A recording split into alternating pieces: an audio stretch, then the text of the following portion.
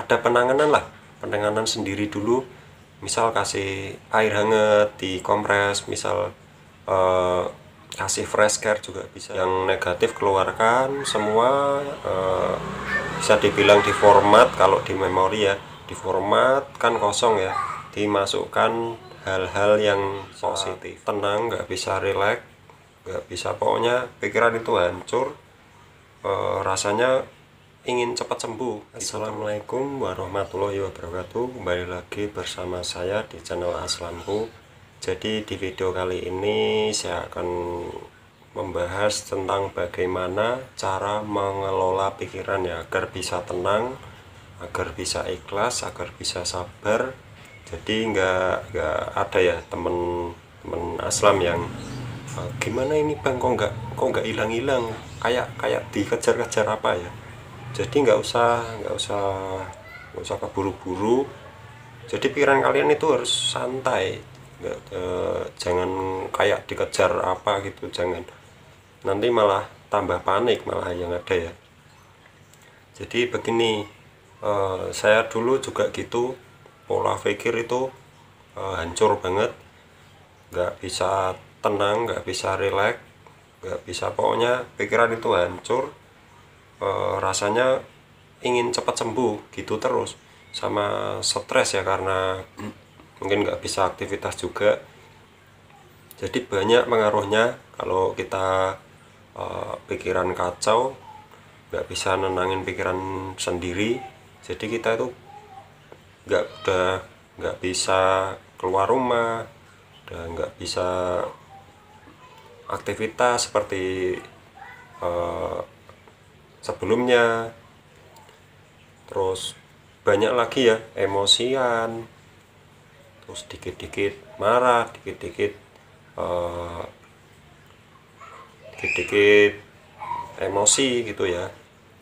Jadi begini cara saya untuk menenangkan pikiran. Yang pertama itu, ini yang saya lakukan ya, saya belajar untuk ikhlas. Bagaimana belajar untuk ikhlas? Jadi udah biarin aja apapun yang terjadi di sekitar kita, atau ada masalah apa, itu udah biarin aja. Yang penting kita itu ada, sementara itu ada yang kita ikut. Misal kita ikut orang tua dulu, atau ikut istri dulu.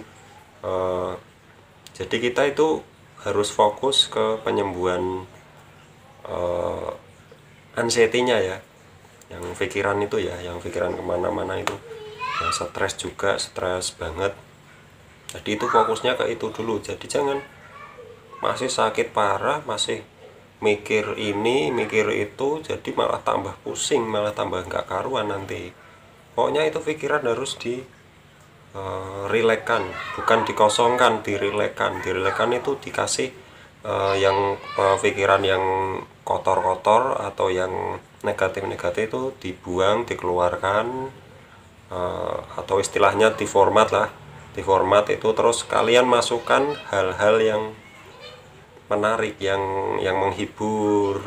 Misal mancing bisa ya, kalau yang nggak takut keluar rumah, atau jalan-jalan, atau kemana lah, pokoknya yang bisa membuat pikiran rileks ya. Itu sih yang pertama saya lakukan. Yang negatif keluarkan semua, bisa dibilang di format. Kalau di memori ya di format kan kosong ya, dimasukkan hal-hal yang positif, seperti ya tadi, seperti sering jalan-jalan, sering relaksasi, atau ketenangan lah, mencari ketenangan. Jadi mungkin ada yang tanya, ketenangan itu gimana mas? Cara mencari ketenangan kan setiap orang beda-beda. Pasti ada yang tenang kalau misal sepi bisa tenang, ada yang banyak temen itu bisa tenang, kan beda-beda. Kalau saya itu senengnya sepi, tenang, sunyi, nggak ada suara teriak-teriak, nggak ada suara anak kecil berisik. Itu saya suka di sepi. Terus nonton TV kesukaan, itu ya. Jadi itu terserah kalian, yang penting itu bagaimana menenangkan pikiran dulu dan mengeluarkan yang negatif-negatif, hal yang negatif-negatif itu dikeluarkan. Jadi itu udah sampai sini aja, yang negatif-negatif itu pikirannya harus pinter-pinter ya mengelola pikiran yang negatif tuh, harus di luar kepala dulu aja kalau masih begini ya. Terus apa itu, jangan gampang emosi. Itu ini yang susah, ini menurut saya yang paling susah, ini menjaga emosi. Karena setiap ada apa itu, kalau yang sedang menderita GERD anxiety itu mudah emosi ya. Saya juga pun mudah emosi. Jadi misal ada masalah kecil aja pasti bengok-bengok ya, bengok-bengok, marah-marah ya, padahal itu adalah masalah kecil ya. Misal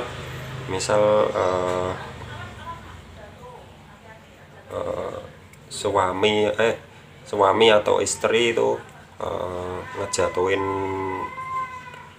misalnya ngejatuhin gelas, terus kita kaget, terus kita emosi ya, pasti emosi ya. Penderita asam lambung GERD anxiety itu memang gitu. Jadi ada apa dikit itu emosinya itu meledak ya, nggak seperti yang normal. Kalau saya dulu yang normal ya nggak separah itu sih. Tapi kalau sekarang atau yang waktu saya parah-parahnya itu bener-bener parah banget. Dikit-dikit emosi, karena ada omongan dikit emosi. Jadi padahal omongan itu tuh sebenarnya nggak nyinggung ya. Ya ini ada yang mudah tersinggung itu. Jadi misal kamu kok gini, kok sekarang kok gini, jadi kita tersinggung ya, padahal itu cuma saran atau apa ya, misal dari temen atau dari tetangga, dari bahkan dari istri, dari keluarga juga. Jadi kita itu gimana ya, mereka menasihati kita, yang mengasih saran agar kita itu bangkit, tapi malah kita emosi.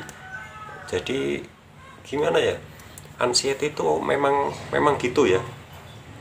Dan rubahlah semua itu, jadi jangan emosinan. Bagaimana bang, kok saya sampai saat ini kok belum bisa mengendalikan emosi?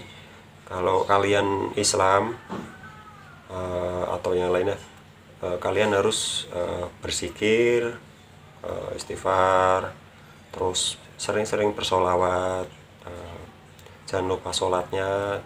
Pokoknya itu yang bikin saya tenang lah. Kalau saya tenang itu saya dulu sering-sering zikir, sering-sering sholawat. Kalau badan saya bener-bener nggak enak banget, saya baru zikir terus, astagfirullah gitu terus ya. Jadi jangan hanya diem tapi pikirannya kemana-mana ya, sama aja ya. Jadi harus apa, misal ini ya, kalau saya kan ini, kalau pikiran, kalau yang misal badan saya ada yang sakit, misal ulu hati sakit gak tertahankan ya, saya bagaimana caranya ada penanganan sendiri dulu. Misal kasih air hangat, dikompres, misal kasih fresh care juga bisa, terus minumin air hangat sampai keringat itu keluar semua, itu bisa ya. Jadi jangan kamu biarin begitu saja, nanti malah maksudnya kalian itu harus bisa menemukan, menangani sensasi itu dengan cara kalian sendiri. Kan setiap orang beda-beda, nggak harus kompres terus kalian ikut-ikut kompres bisa hilang. Terus misal kalian ikut-ikutan, lupa kok saya kompres kok nggak hilang, atau saya kasih fresh care kok masih saja sensasinya. Itu cara saya. Kalau cara orang-orang itu beda-beda. Ada yang cocok dikasih fresh care sensasinya berkurang. Kalau saya sih fresh care. Kalau kompres sih saya pernah, tapi enggak, fresh care aja udah cukup saya. Misal di ulu hati kenceng banget gak bisa ditahan, saya kasih fresh care atau balsem kalau yang kuat ya. Jadi yang pikirannya emosi, mudah marah juga, terus gampang tersinggung, itu segera diperbaiki dan belajarlah ikhlas, sabar, dan pastinya tetap terus berikhtiar ya. Pakai apa aja yang penting cocok, atau obat dokter, mau herbal, mau apalah, mau ramuan sendiri, yang penting itu cocok ke diri kalian ya. Itu juga bisa membantu. Pokoknya itu pikiran diperbaiki sudah baik, tinggal lambungnya ya. Kalau bisa sih bareng pikiran diperbaiki sambil si lambungnya diperbaiki. Bagaimana Mas cara memperbaikinya? Ya tentunya dengan pola hidup sehat, makan jangan terlambat,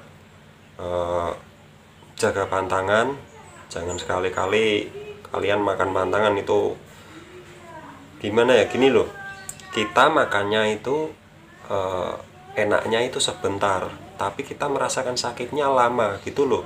Kalian harus inget itu, kita ada makan enak tapi itu pantangan, jadi pengen makan aja nggak apa-apa, nanti kan hilang sendiri. Nanti habis makan keluar lagi sensasi 1000 sensasi itu, kalian bingung lagi ya, dan aduh saya menyesal ya.